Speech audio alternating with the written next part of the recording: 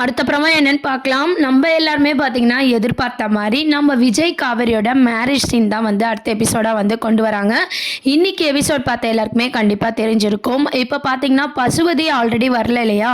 ராகவ் வந்து க்ளோஸ் பண்ணிட்டாங்க. ஏன்னு பார்த்தீங்கன்னா, அவங்க இல்லனா தான் நம்ம விஜய், காவேரி சேர முடியும். அப்படின்ற மாரி கதை நகர்வுகள் வந்து மூவ் பண்ணியிருக்காங்க.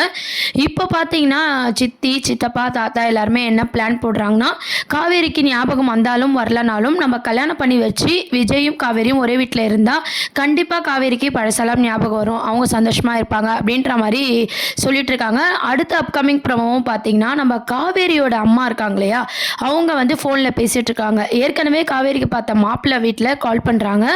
அதுக்கு அவங்க என்ன சொல்கிறாங்கன்னா, இல்லை வேறு மாப்பிள்ளை பார்த்துட்டோம் அப்படின்ற மாதிரி சொல்கிறாங்க.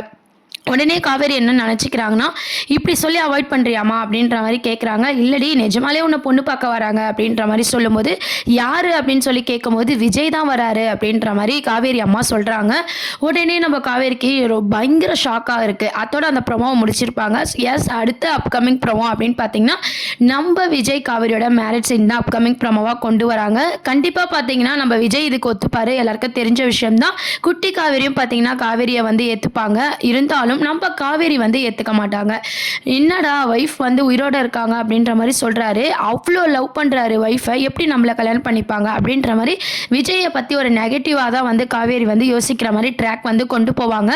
கடைசியில் அம்முக்காகவும் எல்லாரோட வற்புறுத்தலும் அந்த கல்யாணம் வந்து நடந்து, அதுக்கப்புறம் 2 பேரும் ஒரே வீட்டில் இருந்து ஸ்கூலுக்குலாம் போயிட்டு வந்து கொஞ்சம் கொஞ்சமாக தான் நம்ம விஜய் வந்து பிடிக்கிற மாதிரியான எபிசோட்ஸ்லாம் வந்து இதுக்கப்புறம் வரப்போகுது. ஸோ இப்போ பார்த்தீங்கன்னா, மகாநதி சீரியலில் அடுத்து விஜய் காவேரியோட மேரேஜ் சீன், அதுக்கப்புறம் தான் நம்ம காவேரி எப்படி விஜயை புரிஞ்சுக்க போகிறாங்க அப்படின்ற பல விஷயம்லாம் வந்து இதுக்கப்புறம் வந்து டைரக்டர் சார் வந்து மூவ் பண்ண போகிறாரு.